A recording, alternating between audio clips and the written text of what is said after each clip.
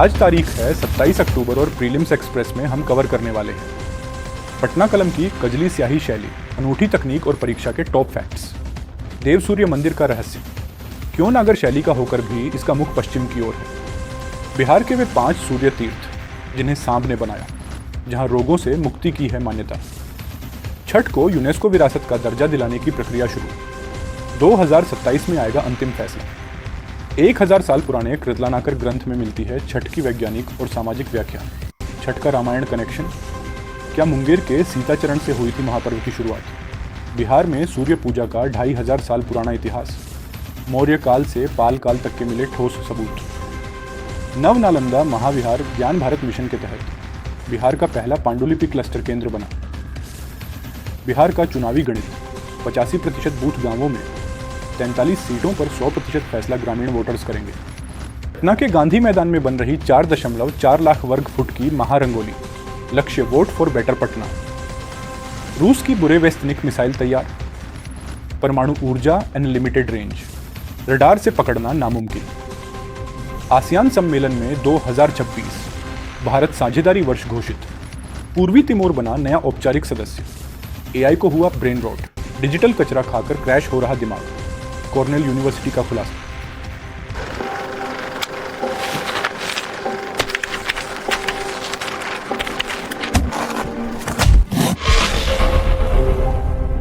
नमस्कार और लोक आस्था के महापर्व छठ पूजा के इस पावन अवसर पर आप सभी को हार्दिक शुभकामनाएं।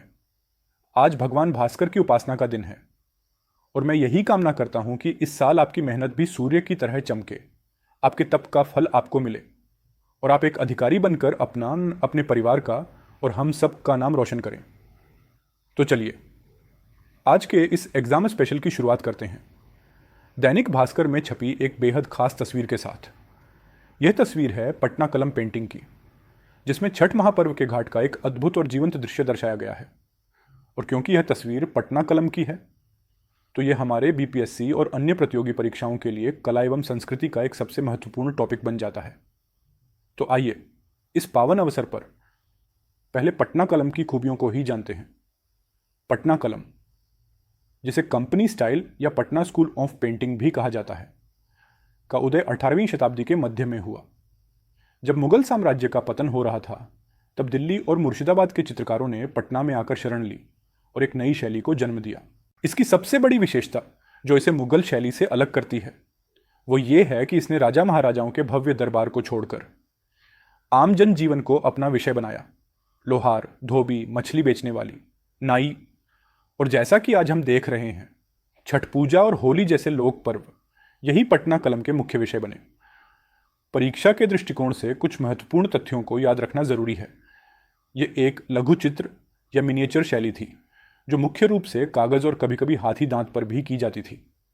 इसकी सबसे अनूठी तकनीकी पहचान यह थी कि इसमें चित्र बनाने से पहले पेंसिल से कोई स्केचिंग नहीं होती थी।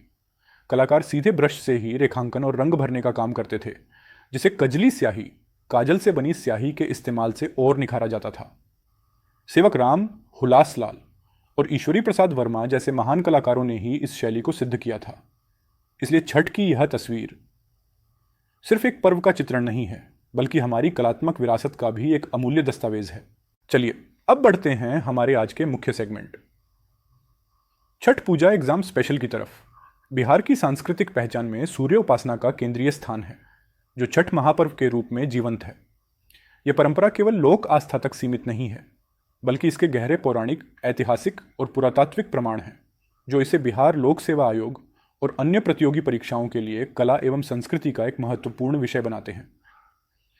क्या आपने किसी ऐसे सूर्य मंदिर के बारे में सुना है जिसका मुख्य द्वार सूर्योदय की दिशा यानी पूरब की ओर नहीं, बल्कि सूर्यास्त की दिशा पश्चिम की ओर खुलता हो? जी हां, हम बात कर रहे हैं बिहार के औरंगाबाद में स्थित ऐतिहासिक देव सूर्य मंदिर की, जहां इस वक्त महापर्व छठ को लेकर आस्था का जनसैलाब उमड़ पड़ा है। इस मंदिर के पश्चिम की ओर मुख होने के पीछे एक चमत्कारी कथा जुड़ी है। कहा जाता है कि 8वीं सदी में जब आक्रांता इस मंदिर को तोड़ने पहुंचे, तो पुजारियों की प्रार्थना पर मंदिर ने रातों रात अपना मुख ही बदल लिया और मंदिर का द्वार पूरब से घूमकर पश्चिम की ओर हो गया, जिसे देखकर आक्रांता वापस लौट गए। आज उसी देव की धरती पर लाखों व्रती जुटे हैं। रविवार को खरना के साथ ही 36 घंटों का सबसे कठिन निर्जला उपवास शुरू हो चुका है। एक अनुमान के मुताबिक रविवार को ही लगभग 2.5 लाख से ज्यादा श्रद्धालु देव पहुंच चुके हैं। बिहार, झारखंड, यूपी ही नहीं बल्कि दिल्ली और पश्चिम बंगाल से भी लोग इस ऐतिहासिक क्षण का गवाह बनने आए हैं। हालात ये हैं कि देव मोड़ से लेकर मंदिर तक सभी पंडाल, स्कूल और आवासन स्थल पूरी तरह भर चुके हैं। लोग सड़कों पर जहां जगह मिल रही है वहीं तंबू लगाकर सूर्य देव की आराधना कर रहे हैं। देव सूर्य मंदिर नागर शैली का है। यह उत्तर भारत की मंदिर वास्तुकला है जिसकी पहचान ऊंचे चबूतरे और एक वक्ररेखीय शिखर से होती है जिसके शीर्ष पर आमलक व कलश होता है। कोणार्क मंदिर 13वीं सदी, जिसे राजा नरसिंहदेव प्रथम ने बनवाया था, इसी नागर शैली की एक क्षेत्रीय क्लिंग उपशैली का सर्वोच्च उदाहरण है। कोणार्क की पूरी संरचना को सूर्य देव के एक विशाल रथ के रूप में बनाया गया है जिसमें 24 नक्काशीदार पहिए और 7 घोड़े हैं। इसके मुख्य वास्तुशिल्प भाग देउल और जगमोहन है। देव मंदिर की जटिल पत्थर की नक्काशी और देउल जगमोहन की संरचनात्मक समानता इसी कलिंग शैली से मेल खाती है, लेकिन देव का पश्चिमाभिमुखी वेस्ट फेसिंग होना इसे कोणार्क, जो पूर्वाभिमुखी है, से वास्तुशिल्प के सिद्धांत में बिल्कुल अलग और अद्वितीय बनाता है। छठ पूजा एग्जाम स्पेशल में अब बढ़ते हैं अपनी दूसरी महत्वपूर्ण खबर की ओर, और यह खबर हमने हिंदुस्तान अखबार से ली है। क्या आप जानते हैं कि भगवान श्री कृष्ण के पुत्र को ही एक श्राप के कारण कुष्ठ रोग हो गया था?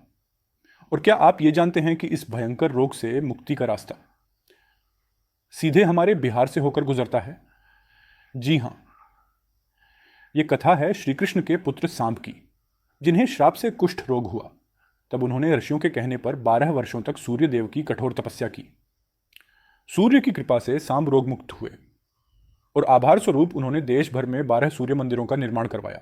और सबसे बड़ा तथ्य यह है कि इन 12 दिव्य सूर्य मंदिरों में से 5 मंदिर अकेले बिहार की धरती पर स्थापित किए गए। आज हम उन्हीं 5 मंदिरों की बात कर रहे हैं। इनमें शामिल हैं औरंगाबाद का विश्व प्रसिद्ध देव सूर्य मंदिर, पटना के पलीगंज का उलार सूर्य मंदिर, बाढ़ का पंडारक मंदिर, नालंदा का बड़गांव सूर्य मंदिर और सहरसा का कंदाहा सूर्य मंदिर। इन सभी मंदिरों की एक ही मान्यता है, असाध्य रोगों से मुक्ति।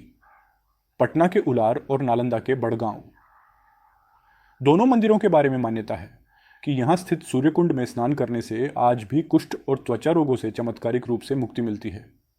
और आज महापर्व छठ के मौके पर भगवान श्री कृष्ण के पुत्र सांब द्वारा स्थापित इन्हीं प्राचीन मंदिरों में लाखों व्रतियों की आस्था का सैलाब उमड़ा हुआ है। छठ पूजा एग्जाम स्पेशल में अब बढ़ते हैं अपनी दूसरी महत्वपूर्ण खबर की ओर, जो हमने दैनिक भास्कर अखबार से ली है।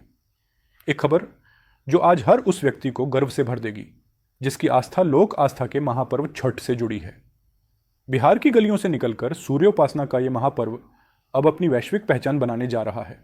जी हां, भारत सरकार ने छठ महापर्व को यूनेस्को की अमूर्त सांस्कृतिक विरासत यानी इंटेंजिबल कल्चरल हेरिटेज की सूची में शामिल करने के लिए औपचारिक प्रक्रिया शुरू कर दी है। इसके लिए संगीत नाटक अकादमी ने एक बेहद विस्तृत डोजियर तैयार किया है। इस डोजियर को तैयार करने के लिए अकादमी की टीम ने न सिर्फ बिहार बल्कि झारखंड, उत्तर प्रदेश और यहां तक कि नेपाल में भी छठ परंपरा का गहन अध्ययन किया है। इस डोजियर में छठ के 5 प्रमुख अंशों, व्रत तिथियों, लोकगीतों, सूर्योपासना और यहां तक कि इस पर्व से जुड़े लोकनायक जयप्रकाश नारायण की भूमिका को भी दस्तावेज के तौर पर शामिल किया गया है। ये डोजियर अगले साल यानी जनवरी 2025 में भारत सरकार के संस्कृति मंत्रालय द्वारा यूनेस्को को भेजा जाएगा। इसके बाद 31 मार्च 2026 को यूनेस्को की विशेषज्ञ समिति इस पर अंतिम निर्णय लेगी और अगर सब कुछ योजना के मुताबिक रहा तो 2027 तक हमारा छठ महापर्व यूनेस्को की विश्व धरोहर सूची का हिस्सा बन जाएगा। यह कदम तब और अहम हो जाता है जब हाल ही में प्रधानमंत्री नरेंद्र मोदी ने भी मन की बात में छठ पर्व की वैश्विक लोकप्रियता की चर्चा की थी। ये न सिर्फ एक पर्व बल्कि प्रकृति और आस्था से जुड़े भारतीय दर्शन को मिलने वाला वैश्विक सम्मान होगा। छठ पूजा एग्जाम स्पेशल में अब बढ़ते हैं अपनी दूसरी महत्वपूर्ण खबर की ओर, जो हमने दैनिक भास्कर अखबार से ही ली है। आज हम बात कर रहे हैं महापर्व छठ की उस गहराई की जिसका प्रमाण 1000 साल पहले लिखे गए एक ग्रंथ में मिलता है। जी हाँ, इस ग्रंथ का नाम है कृतलानाकर। यह ग्रंथ छठ को सिर्फ लोक आस्था नहीं बल्कि प्रकृति और प्राकृतिक विरासत का अद्भुत संगम करार देता है। हैरानी की बात यह है कि इस प्राचीन ग्रंथ में छठ पूजा और सूर्य उपासना की वैज्ञानिक दृष्टिकोण से व्याख्या की गई है। कृतलानाकर में लिखा है कि सूर्य पूजा के माध्यम से व्यक्ति अपने दोषों को समाप्त करता है और अपने शरीर में सूर्य का ही प्रतिरूप स्थापन करता है। यह ग्रंथ इस बात का प्रमाण है कि भारत में सूर्य पूजा की परंपरा कितनी प्राचीन है। लेकिन छठ सिर्फ प्रकृति और विज्ञान का ही पर्व नहीं है, यह सामाजिक समरसता का सबसे बड़ा उदाहरण है। यह एक ऐसा पर्व है जिसमें जाति, धर्म, ऊंच नीच और वर्ग के सारे भेद मिट जाते हैं। इसमें समाज के सभी वर्गों की सहभागिता होती है और इस पूरे महापर्व की धुरी महिलाएं होती हैं। यह स्त्री शक्ति का भी एक जीवंत प्रतीक है। छठ पूजा एग्जाम स्पेशल में अब बढ़ते हैं अपनी दूसरी महत्वपूर्ण खबर की ओर, जो हमने प्रभात खबर अखबार से ली है। हम सब महापर्व छठ मनाते हैं, लेकिन क्या आप जानते हैं कि इस महापर्व की शुरुआत कहां से हुई और इसका सीधा संबंध रामायण काल और स्वयं माता सीता से है? जी हां, धार्मिक मान्यताएं हमें बिहार के मुंगेर की धरती पर ले जाती हैं, जहां के बारे में कहा जाता है कि सबसे पहले छठ व्रत माता सीता ने ही किया था। मुंगेर में उत्तर वाहिनी गंगा के मध्य आज भी एक पवित्र स्थल है जिसे सीता चरण कहा जाता है। यहां पूर्व और पश्चिम दोनों दिशाओं में माता सीता के चरण चिन्ह आज भी मौजूद होने की मान्यता है। वाल्मीकि रामायण के अनुसार जब भगवान राम 14 वर्ष के वनवास और रावण वध के बाद अयोध्या लौटे तो ऋषियों ने उन्हें राजसूय यज्ञ करने की सलाह दी। इसी यज्ञ के दौरान महर्षि मुद्गल ने भगवान राम और माता सीता को अपने आश्रम यानी मुंगेर आने का निमंत्रण दिया। यहीं पर महर्षि मुद्गल ने माता सीता को कार्तिक मास के शुक्ल पक्ष की षष्ठी तिथि को सूर्य देव की उपासना करने का निर्देश दिया। माता सीता ने आराशी की आज्ञा मानकर 4 दिनों तक सूर्य देव की विधिवत आराधना की। माना जाता है कि बस यहीं से छठ महापर्व की परंपरा की शुरुआत हुई। आज गंगा के दियारा क्षेत्र में उसी पवित्र स्थल पर सीताचरण मंदिर स्थित है, जहां हजारों श्रद्धालु इसी विश्वास के साथ छठ व्रत करते हैं कि सूर्य देव उनकी हर मनोकामना पूरी करेंगे। छठ पूजा एग्जाम स्पेशल में अब अगली महत्वपूर्ण खबर प्रभात खबर अखबार से। आज जब हम छठ महापर्व की बात करते हैं तो हम कहते हैं ये सदियों पुरानी परंपरा है, लेकिन ये परंपरा असल में कितनी पुरानी है? क्या आप यकीन करेंगे कि बिहार की धरती पर सूर्य उपासना का इतिहास 1 या 2 हजार नहीं बल्कि पूरे 2500 साल पुराना है? और ये दावा सिर्फ शास्त्रों के आधार पर नहीं बल्कि पत्थर पर उकेरे गए ठोस पुरातात्विक सबूतों के आधार पर किया जा रहा है। पुरातत्वविदों को बिहार में जो सबसे प्राचीन सूर्य प्रतिमा मिली है वो मौर्यकालीन मानी जाती है। जी हां, सम्राट अशोक का द्वार। और यह ऐतिहासिक सिलसिला बिहार में कभी थमा नहीं। मौर्य काल के बाद शुंग, कुषाण, गुप्त और पाल काल, हर युग में सूर्य मूर्ति की पूजा का इतिहास बिहार की धरती से अटूट रूप से जुड़ा हुआ है। इसके ठोस पुरातात्विक प्रमाण बिहार के कोने कोने में मिलते हैं। उदाहरण के लिए नालंदा के हिल्सा से मिली प्रतिमाओं को 2500 वर्ष पुराना बताया गया है। वहीं गया के पाथर से सूर्य की एक अद्भुत स्वतंत्र प्रतिमा मिली है जिसमें उन्हें कमल पर खड़ा दिखाया गया है। यह परंपरा पाल काल में और भी समृद्ध हुई, जिसका प्रमाण भोजपुर के देवबरुनाथ में मिली मूर्ति है, जिसमें सूर्य देव को पूरे रथ पर सवार और उनके दोनों ओर उषा व प्रत्युषा को भी बारीकी से उकेरा गया है। कलात्मक उत्कृष्टता की बात करें तो मुंगेर के बटेश्वर नाथ मंदिर की दीवारों पर मिली सूर्य प्रतिमाओं को बिहार की सबसे सुंदर और कलात्मक मूर्तियों में गिना जाता है। इसीलिए ये मूर्तियां सिर्फ कला का नमूना नहीं है, ये इस बात का जीवंत प्रमाण है कि बिहार हजारों वर्षों से पंचदेवता पूजा का एक प्रमुख केंद्र रहा है और आज हम जिस महापर्व छठ को मनाते हैं वह उसी महान और प्राचीन परंपरा का शिखर है। और अब एक बड़ी खबर बिहार के नालंदा से है, जहां ज्ञान की प्राचीन विरासत को सहेजने के लिए एक ऐतिहासिक कदम उठाया गया है। नालंदा के डीम्ड विश्वविद्यालय नव नालंदा महाविहार ने एक महत्वपूर्ण उपलब्धि हासिल की है। केंद्रीय संस्कृति मंत्रालय ने नव नालंदा महाविहार को पूरे बिहार का पहला पांडुलिपि क्लस्टर केंद्र घोषित किया है। यह उपलब्धि मंत्रालय की प्रमुख पहल ज्ञान भारत मिशन के अंतर्गत प्राप्त हुई है। नव नालंदा महाविहार के अलावा देश भर में 10 क्लस्टर केंद्रों और 7 स्वतंत्र केंद्रों के साथ समझौता ज्ञापन MOU पर हस्ताक्षर किए गए हैं। यह पहल भारत की हजारों साल पुरानी और दुर्लभ पांडुलिपियों के संरक्षण, पुनर्स्थापन और डिजिटलीकरण की दिशा में एक बड़ा कदम है। कुलपति प्रोफेसर बुद्ध सिंह ने बताया कि स्वतंत्र केंद्र सिर्फ अपनी संस्था तक सीमित रहते हैं, जबकि क्लस्टर केंद्र होने के नाते नव नालंदा महाविहार एक प्रधान केंद्र के रूप में अपने क्षेत्र की कई अन्य संस्थाओं की पांडुलिपियों के संरक्षण का भी दायित्व निभाएगा। प्रोफेसर सिंह ने नई दिल्ली में संस्कृति मंत्री गजेंद्र सिंह शेखावत की अध्यक्षता में हुए हस्ताक्षर समारोह में भाग लिया, जहां उन्होंने अधिकारियों के साथ एमओयू का आदान प्रदान किया। इस अवसर पर संस्कृति मंत्री ने कहा कि नालंदा और बिहार की पांडुलिपि परंपरा भारत की आत्मा का प्रतीक है।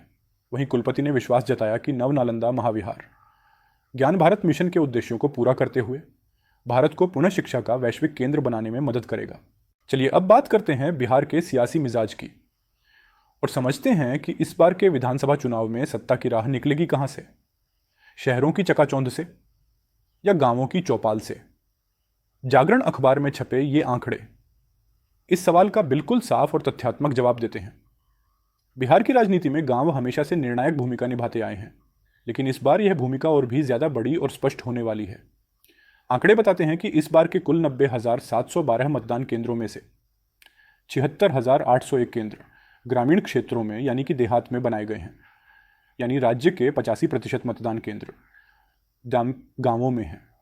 शहरी क्षेत्रों में यह आंकड़ा मात्र 13,911 है। परीक्षा के दृष्टिकोण से इसका सीधा अर्थ यह है कि राज्य की राजनीतिक भविष्यवाणी और सत्ता का समीकरण शहरों से नहीं बल्कि गांवों की चौपालों, खेतों, खलिहानों और पंचायत भवनों से तय होगा। ये आंकड़ा तब और भी ज्यादा महत्वपूर्ण हो जाता है जब हम इसे विधानसभा सीटों के स्तर पर देखते हैं। रिपोर्ट के मुताबिक राज्य के 43 जैसे कि बड़हरा, गोह, कुटुंबा, गुरुआ, अमनौर और तरैया एक भी शहरी मतदान केंद्र है ही नहीं, यानी इन सीटों पर हार जीत का फैसला 100% ग्रामीण मतदाता ही करेंगे। और इसके ठीक उलट पूरे राज्य में सिर्फ 5 विधानसभा क्षेत्र ही ऐसे हैं जो पूरी तरह शहरी हैं, जहां एक भी ग्रामीण मतदान केंद्र नहीं है। यह ग्रामीण शहरी विभाजन जिलों के आंकड़ों में और भी स्पष्ट हो जाता है। यहां तक कि राजधानी पटना जिले का आंकड़ा भी इसी सच्चाई को बयां करता है। पटना जिले में भी शहरी बूथों जो 2,659 हैं से ज्यादा ग्रामीण बूथ जो 3,006 हैं मौजूद हैं। यही हाल मुजफ्फरपुर जिले का है, जहां मात्र 563 शहरी बूथों के मुकाबले 3,623 ग्रामीण बूथ हैं। और पूर्वी चंपारण में यह आंकड़ा 455 शहरी बूथ और 3,640 ग्रामीण बूथ का है। जाहिर है राजनीतिक दलों ने भी अपनी रणनीति इसी हिसाब से बनाई है और ग्रामीण मतदाताओं को लुभाने की कोशिशें तेज हैं। लोकतंत्र का असली उत्सव शहरों के बजाय गांवों में है, जहां विधानसभा की हर बाजी तय होगी। और यही कारण है कि इस बार के चुनाव में भी सड़क, रोजगार और शिक्षा जैसे बुनियादी मुद्दे चुनावी चर्चाओं के केंद्र में बने हुए हैं। और अब राजधानी पटना से एक बेहद दिलचस्प और विशाल खबर। क्या आप 5 फुटबॉल मैदानों के बराबर, जी हां 5 फुटबॉल फील्ड्स के बराबर एक अकेली रंगोली की कल्पना कर सकते हैं? यह कल्पना इस वक्त पटना के ऐतिहासिक गांधी मैदान में हकीकत बन रही है। जिला निर्वाचन पदाधिकारी सह जिलाधिकारी डॉक्टर त्यागराजन एसएम के निर्देश पर पटना में एक बड़ा मतदाता जनजागरण अभियान चलाया जा रहा है। इसी क्रम में गांधी मैदान में मतदाता जागरूकता पर आधारित एक महारंगोली बनाई जा रही है, जिसका एक ही मुख्य उद्देश्य है, मतदान जरूर करें। इस रंगोली का आकार ही इसकी सबसे बड़ी खबर है।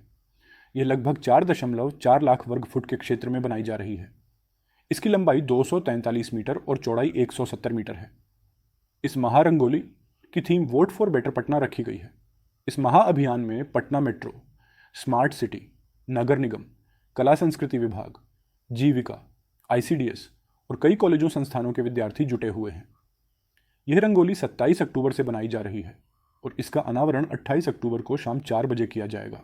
जिलाधिकारी ने कहा है कि गांधी मैदान में चुनाव के समय जन जागरूकता की पुरानी परंपरा रही है और इस बार का उद्देश्य अधिक से अधिक नागरिकों को मतदान के प्रति प्रेरित करना है। सभी अधिकारी, कर्मचारी और सामाजिक संस्थाएं लोकतंत्र के इस पर्व में 100% भागीदारी सुनिश्चित कराने के लिए जुटी हुई हैं। और अब रुख करते हैं अंतर्राष्ट्रीय पटल का, जहां से एक ऐसी खबर आ रही है जो भविष्य के युद्धों की तस्वीर बदल सकती है। मॉस्को से दैनिक भास्कर की यह खबर एक ऐसी मिसाइल के बारे में है जिसकी कोई रेंज लिमिट ही ना हो। एक ऐसी मिसाइल जिसे एक बार लॉन्च करने के बाद कभी ईंधन की जरूरत ही न पड़े।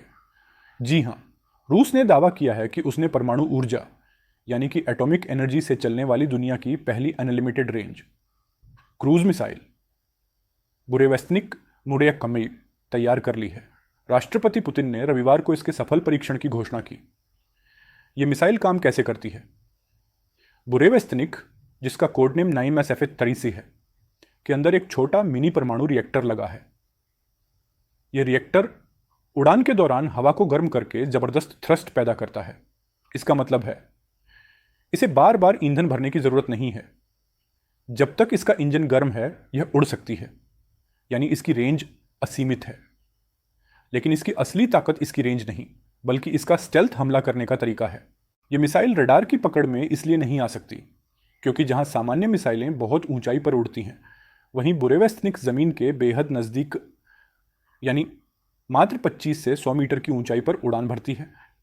इतनी कम ऊंचाई पर उड़ने के कारण दुनिया के ज्यादातर एंटी मिसाइल डिफेंस सिस्टम और रडार इसे पकड़ ही नहीं पाएंगे। रूस का दावा है कि लॉन्च के बाद इसे रोक पाना नामुमकिन होगा। यह किसी भी महाद्वीप को पार कर दुश्मन के कमांड सेंटर को नष्ट कर सकती है और जरूरत पड़ने पर हवा में ही अपनी दिशा भी बदल सकती है। राष्ट्रपति पुतिन ने इसे वर्ल्ड की सबसे बड़ी गेम चेंजर मिसाइल बताया है। प्रीलिम्स एक्सप्रेस में अब रुक करते हैं अंतर्राष्ट्रीय संबंधों से जुड़ी कुछ बेहद महत्वपूर्ण खबरों का, जो सीधी दैनिक जागरण से है। यह खबर कुआलालंपुर में हुए आसियान, यानी दक्षिण पूर्व एशियाई राष्ट्रों के संगठन के शिखर सम्मेलन की है, जिसे प्रधानमंत्री नरेंद्र मोदी ने वर्चुअली संबोधित किया। इस सम्मेलन की सबसे बड़ी घोषणा प्रधानमंत्री ने 2026 को आसियान भारत साझेदारी वर्ष के रूप में मनाने का ऐलान किया।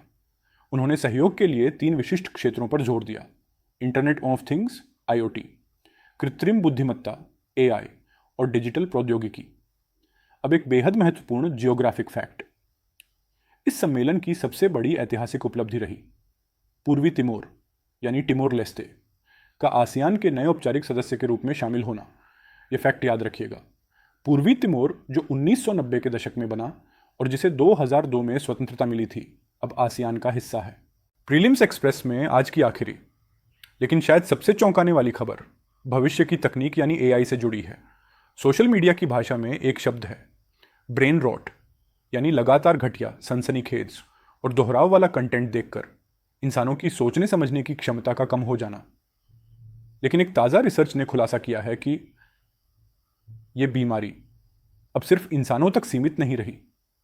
जी हां, कृत्रिम बुद्धिमत्ता AI वोरिजिनटा भी अब ब्रेन रॉट का शिकार हो रहा है। यह अध्ययन तकनीकी दुनिया के लिए वैसे ही खतरनाक है जैसे डॉक्टरों के लिए किसी नई महामारी का पता लगना। कॉर्नेल यूनिवर्सिटी के शोधकर्ताओं ने एक AI मॉडल को जानबूझकर घटिया डेटा पर ट्रेन किया।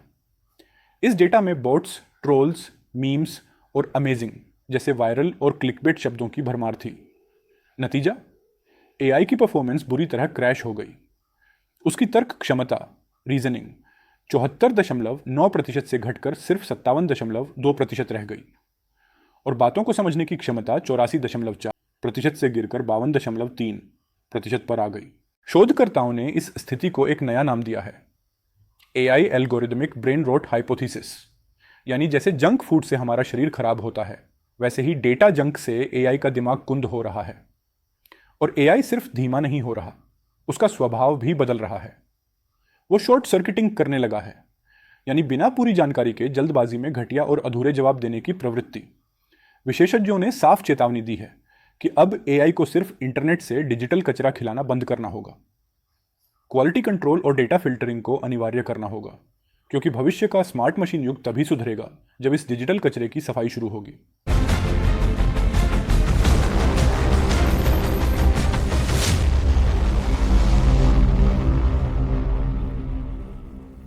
मेंस मास्टर में आपका स्वागत है। आज हम दैनिक जागरण में छपी एक खबर का विश्लेषण करेंगे जो अंतर्राष्ट्रीय संबंध के दृष्टिकोण से अत्यंत महत्वपूर्ण है। खबर है आसियान शिखर सम्मेलन और उसमें भारत की गूंज। यह खबर सिर्फ एक सम्मेलन की रिपोर्टिंग नहीं है, यह भारत की एक्ट ईस्ट नीति के वर्तमान और भविष्य का एक स्पष्ट खाका पेश करती है। प्रधानमंत्री मोदी ने अपने संबोधन में एक बेहद महत्वपूर्ण बात कही कि आसियान भारत की एक्ट ईस्ट नीति का स्तंभ है। यह वाक्य भारत की हिंद प्रशांत इंडो पैसिफिक रणनीति को परिभाषित करता है।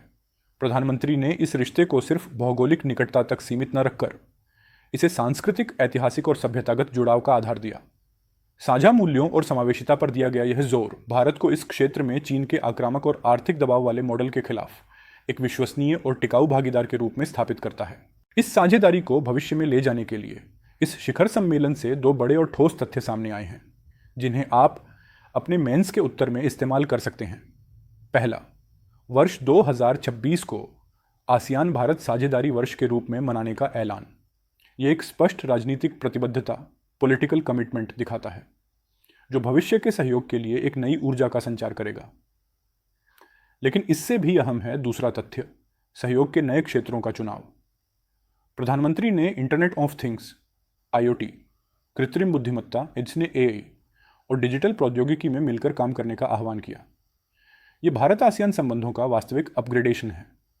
ये दिखाता है कि साझेदारी अब पारंपरिक व्यापार से आगे बढ़कर 21वीं सदी के रणनीतिक domain, strategic domains, digital governance, तकनीकी मानक और सप्लाई चेन रेजिलियंस की ओर बढ़ रही है। यह समझना जरूरी है कि यह सब एक जटिल भू राजनीतिक परिदृश्य में हो रहा है। इस सम्मेलन में अमेरिकी राष्ट्रपति डोनाल्ड ट्रंप की शिरकत यह दर्शाती है कि आसियान हिंद प्रशांत क्षेत्र में ग्रेट पावर कंपटीशन का मुख्य अखाड़ा बना हुआ है। ट्रंप का यह कहना कि दक्षिण एशिया में स्थिरता के लिए भारत की भूमिका अहम है, अमेरिका द्वारा भारत को इस क्षेत्र में एक नेट सिक्योरिटी प्रोवाइडर के रूप में देखने की पुष्टि करता है। इसी सम्मेलन में एक और ऐतिहासिक घटना हुई। पूर्वी तिमोर, ईस्ट तिमोर का आसियान के नए औपचारिक सदस्य के रूप में शामिल होना। यह आसियान के आंतरिक विस्तार और एकीकरण को दर्शाता है और भारत के लिए एक मजबूत और एकीकृत आसियान ही एक्ट ईस्ट विजन का सबसे प्रभावी भागीदार हो सकता है। तो इस खबर का मेंस मास्टर निष्कर्ष यह है, यह शिखर सम्मेलन भारत आसियान संबंधों को लुक ईस्ट, जो सिर्फ आर्थिक था, से एक्ट ईस्ट, जो रणनीतिक बना, के चरण से भी आगे ले जाकर अब डिजिटल और तकनीकी साझेदारी के एक नए युग में प्रवेश करा रहा है। यह साझेदारी न केवल क्षेत्रीय शांति के लिए बल्कि एक rules based Indo Pacific order के निर्माण के लिए भी एक मजबूत नींव का काम करेगी।